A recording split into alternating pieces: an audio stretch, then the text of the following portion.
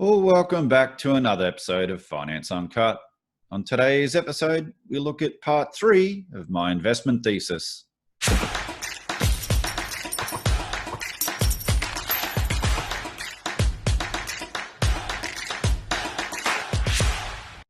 What do I think's going to happen moving forward? Well, I see more government intervention.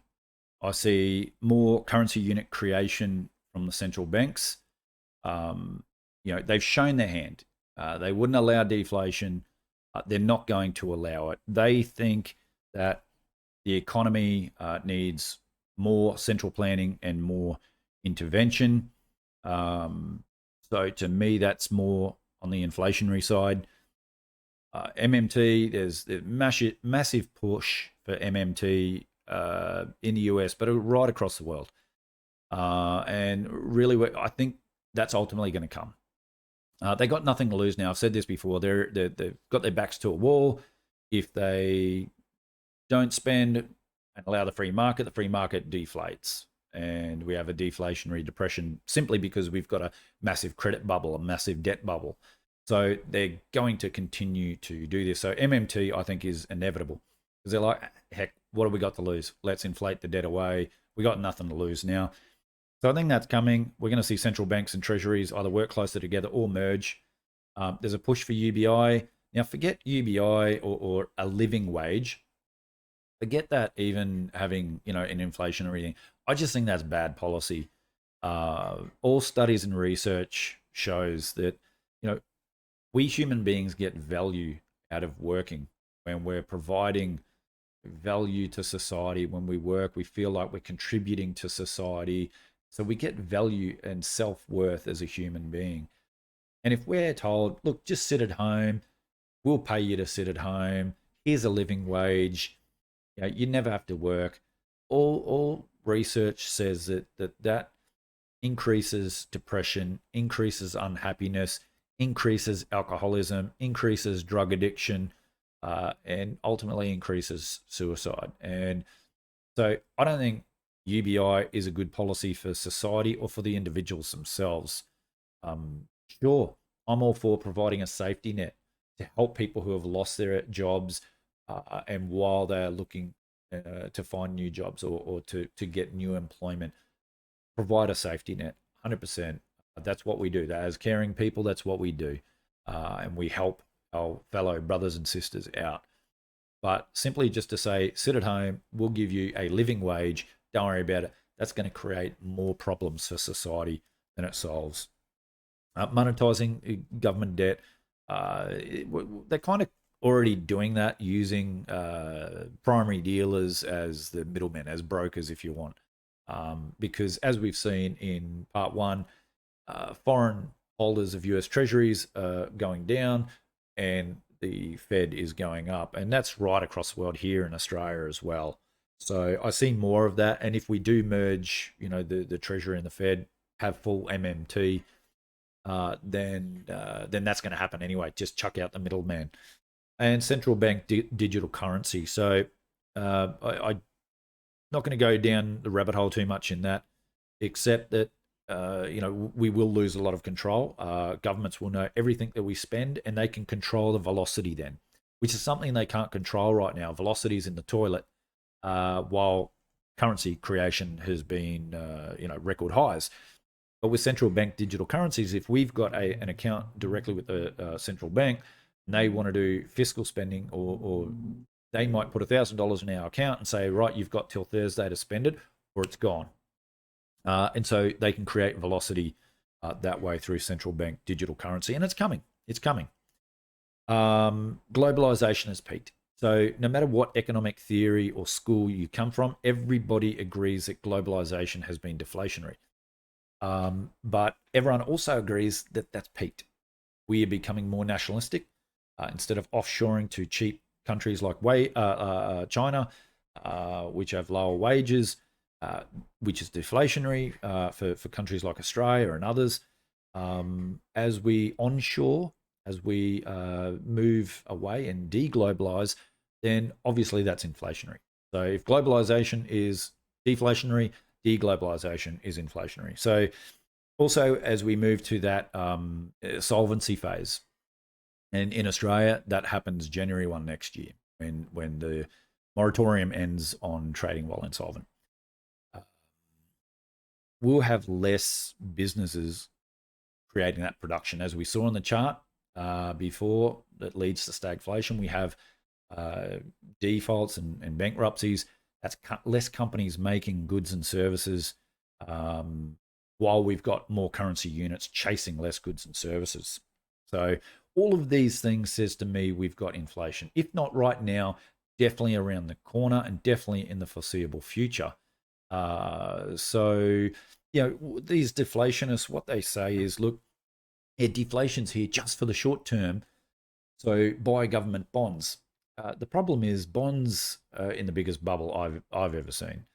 And they say we'll buy the 10-year, treasury, what, get 0.6, zero point 0.8, something like that yield. Because look, central banks are going to buy more, push the yields down, which means the price of the bonds will go up. So don't worry about the yield. You'll make gains on the capital gain of the bond, maybe 20 or 30%. But for me, look, when we get that CPI increases, we're going to see yields rise, which means bond prices are going to fall down. Everyone's going to be trying to sell their bonds at the same time. We've got nearly $20 trillion in negative yielding bonds around the world. That's insane. Who's going to buy all that when everyone's trying to sell? This is going to be insane. And obviously, central banks will be expected to mop up those bonds. But it's just so risky. You're buying bonds, yeah, it might go up 10, 20, or 30% tops. But then this bond market is, when you want to sell those bonds and not hold them to maturity, you want to sell those bonds and take your capital gain, who's going to buy it? Who's going to buy it? To me, it's like walking on the edge of the cliff. Yeah, sure, you've got 10 centimeters, here, but why even walk along the edge? Right? You want 10, 20, 30% returns, mate. Look elsewhere. Anyway, so I am more, as Wayne Gretzky says, you don't skate towards the puck, you skate to where the puck is going to be. And that's the same thing for me. I'm not looking at today. I'm looking at tomorrow, next year, year after, the next decade. So, so what am I looking to invest? Where am I looking to invest moving forward? So I think there's going to be a much greater push towards green energy. And I say green energy because if you actually study this, and I've read numerous books that professors and scientists have wrote. I've read IPCC reports. I've read pieces from authors of the IPCC report, and you actually look at the so-called green energy. And now I'm an investor in it. One of these stocks on here is a hydrogen company.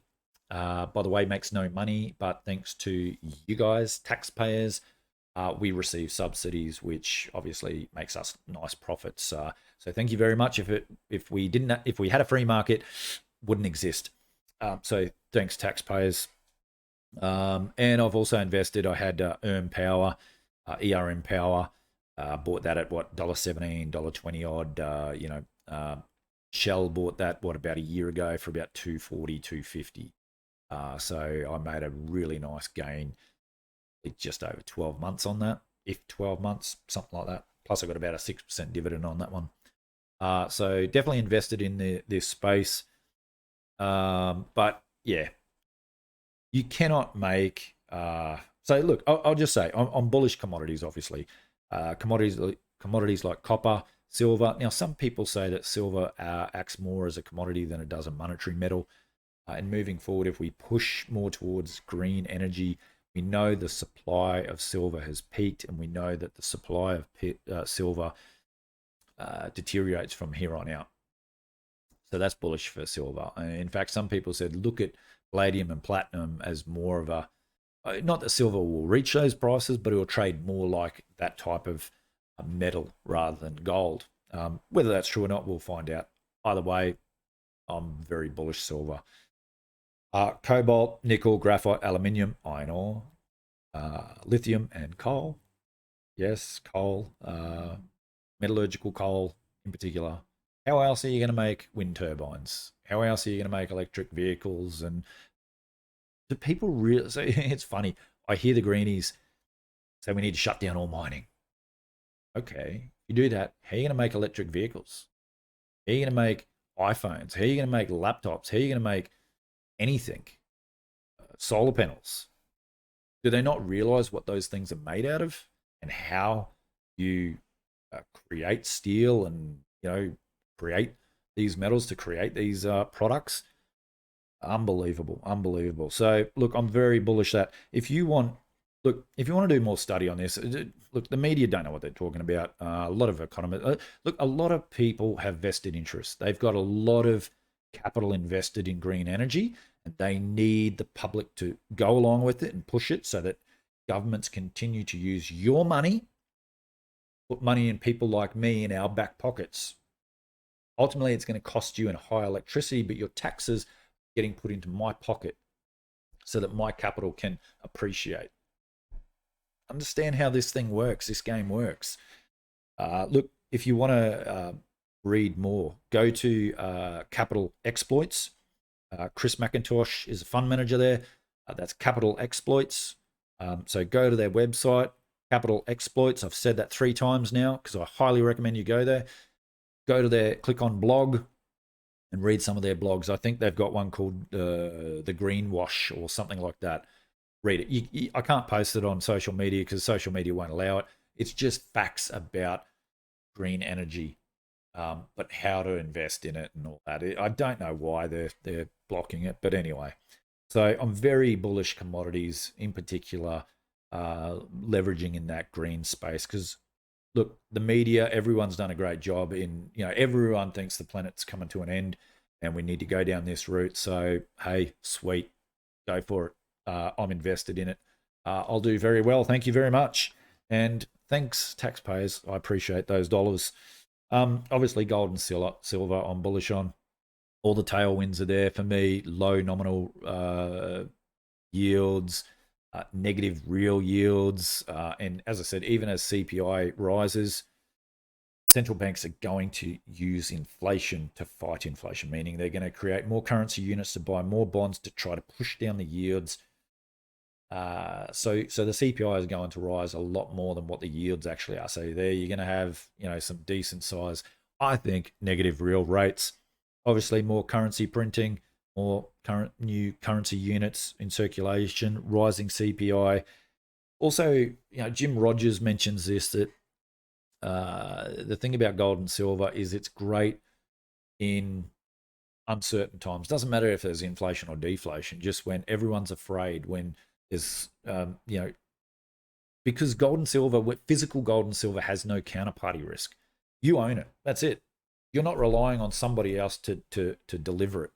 If you buy a bond, you're lending your savings or your capital to the bond issuer. Now you got to hope that they don't default on that and go under. You're hoping that they're going to pay you back your principal, your capital. That's called counterparty risk. So at the moment, I'm very happy with been buying gold and silver for a couple of years now. Very happy with my holdings of physical gold and silver. So I haven't been adding to them for the last several months. What I have been adding is gold and silver explorers and miners. So some of these stocks you see on here, you're looking at them and going, oh, there's some penny stocks on there. They're the gold explorers. Now, gold explorers and miners just gives me leverage on the price of gold and silver. So if I think the underlying asset is going up, then the gold miners and explorers gives me that alpha, that asymmetrical return, and so I'm very bullish on that. Now, look, be careful if you're going to invest in this space. I've learnt to read drilling reports and to be able to value some of these stocks, looking at how many ounces of the underlying asset they've got, at what price, what's their total cost output. Look at management, see what their track record is, and just see how their um, I guess some boards are able to keep costs down, others not so. But it gives me that great asymmetrical play. You've seen some of the returns on here being spectacular, and they've been in that space. I think of what was it, Saracen Metals only 5 years ago was just under 10 cents, and what's it, around $6 today. 10 years ago, you had Northern Star around 5 cents. Today, that's around $16 or did hit $16. So that's where you get your alpha type returns. And so very bullish on that. So look, if you want to learn more about gold and silver, check out Mike Maloney at goldsilver.com. Check out his Hidden Secrets of Money video series. David Morgan from the Morgan Report. Peter Schiff from Schiff Gold. And Jim Rickards, pick up his book, The New Case for Gold. Very, very, very good. The other thing I'm bullish on moving forward, now some of these positions here are biotech stocks. There's one stock that I'm very, very bullish on. In fact, I've gone big on it. It's one of my largest positions, if not my largest. No, one of my largest. Now, I invested several years ago in a company called Certex Medical. I bought in at around $1.70, sold in the $7 region, $7, $8 region. I thought, look at me, how good an investor I am. How great am I? Well, that stock ended up peaking at just over $40, around $41, $42 a share. So maybe I'm not so good. Ultimately, that company got bought out by a Chinese company. But there's a stock that I own, which it's very similar to Certex. And very similar technology, but I think a better technology. It has more capability. Um, it really, really excites me in what it can do with particular cancers. Um, and I'm not going to go into too much detail because you'll probably go research and find out what the stock is. But also the management, people that used to be at Certex are now kind of running the show at, nearly said the stock, at this particular stock. So this stock really excites me, and I think this is going to be a big alpha bet, a big asymmetrical play. Also, I think there's going to be a boom in the biotech space, just with the demographics, the baby boomer generation. They're all aging, the healthcare demand. So both biotech and healthcare are two sectors I'm very bullish on moving forward in the years and even decades ahead. Using those demographics, it's the largest demographic in history. So you need to look at where they are now spending their money. They're spending their money in healthcare stuff. So obviously biotech and healthcare I'm bullish on, as I mentioned. Vitamins and skincare, so businesses there. Dental implants, so older folk aren't getting braces. They're more into dental implants. And I hate to say it, but funerals. So the older crew of the baby boomer generation are already starting to die off. And so over the next, decade, 2 decades, I think funerals are going to be, quite bullish. There's a lot of customers there, as much as I hate to say it, but that's life. And there are a couple of funeral companies on the ASX. I won't mention them. You can go do your own research and think whether they're good value or not. By the way, I do not own any funeral stocks at this point. But moving forward, I'm bullish on it. So at some point, I will most likely get some assets there, but I am not in it at the moment. I think the next decades ahead, where I'm very excited about is emerging markets, in particular India and Indonesia. Why those two countries? They have the best demographics in the world. They have massive populations, but they're young. So they're workers. Their demographics just go up from here all the way out to 2055. And also urbanization. So that's, going from the rice paddies to urban areas into the cities. So that growth, that development. So they've got huge urbanization to come. So not just the demographics, but the urbanization as well. So huge growth in those two areas. I've got some exposure into India already.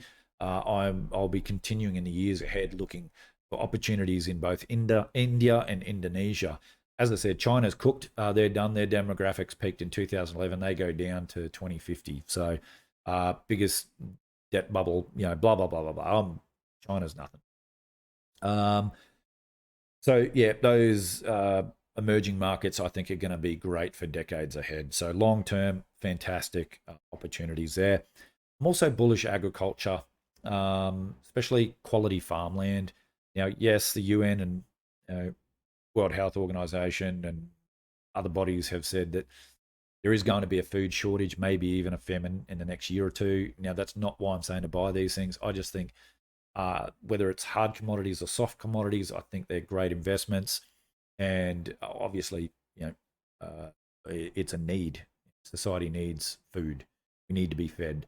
And Australia have great uh, quality agricultural land and great opportunities to invest in the agricultural space in general. We are really, really good leaders in the world in this space.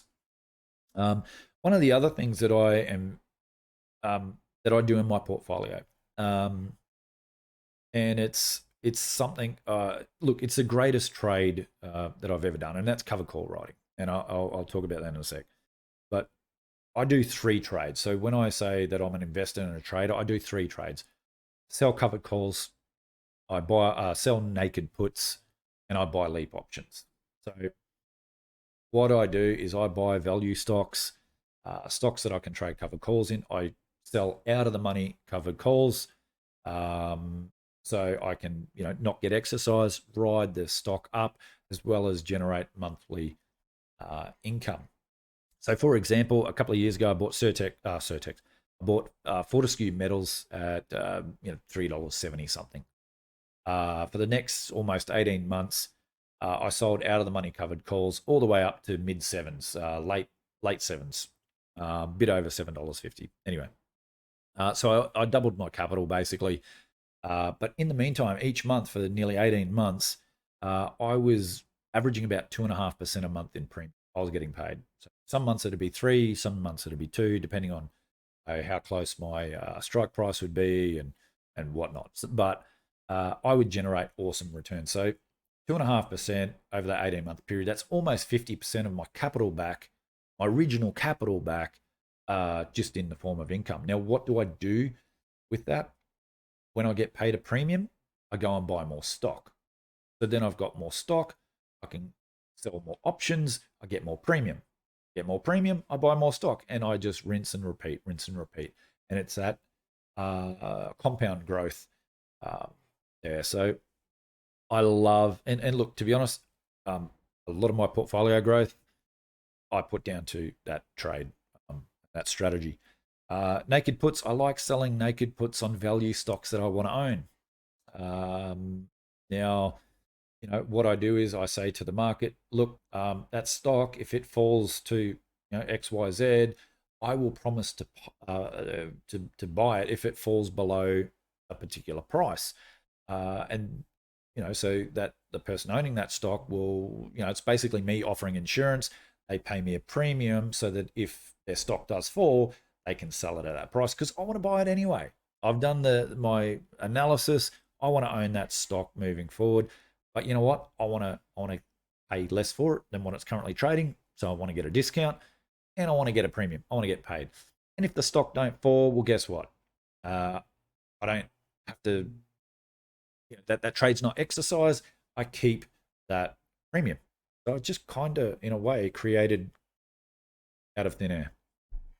So, and then there's leap options. So I might trade leaps maybe 3 times a year if I'm lucky. So what I do is I find certain opportunities. Basically, a leap is a long-term call option. So if I find a particular stock where there's something's happened, stock split, other situations where I think, this stock is going to run up, but it might take 6 months, 9 months, 12 months for this stock to run up. So what I'll do is I'll probably take the premium from the calls that I've sold, and I'll buy a leap on this stock, which is just a long term. So, 12 months or longer expiry on that option. And I'm buying myself time to be right on this trade. But what it does is it gives me that asymmetrical play when I'm right. And, so we kind of did that back in March. You'll see there the put option. So we bought options. We didn't sell options this time. We bought options.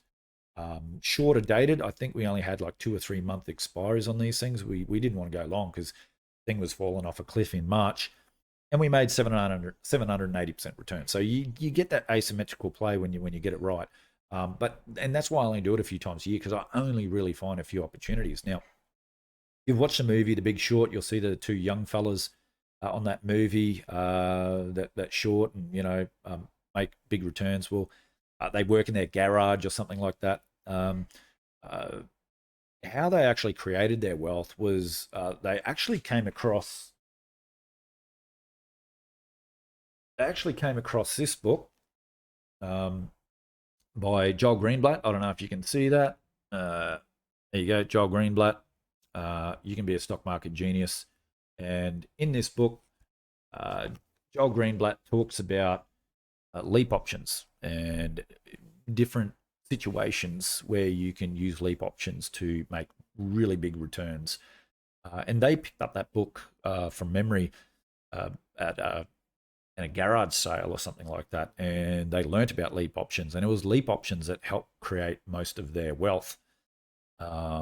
So they're the three trades that I like: selling out of the money covered calls, riding the stock up but getting that monthly income, selling naked puts, providing insurance to stocks that I want to own, and then buying leap options when I see the right opportunities. Okay, I don't just like buying options for the sake of it, because I've outlaid capital there, and I don't like being wrong.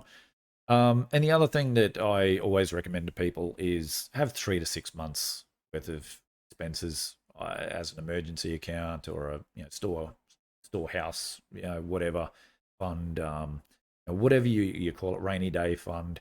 Have 3 to 6 months worth of expenses just sitting in cash. Yes, I know it's boring. Yes, it's losing value. It's not an investment. It's just gives you short-term liquidity.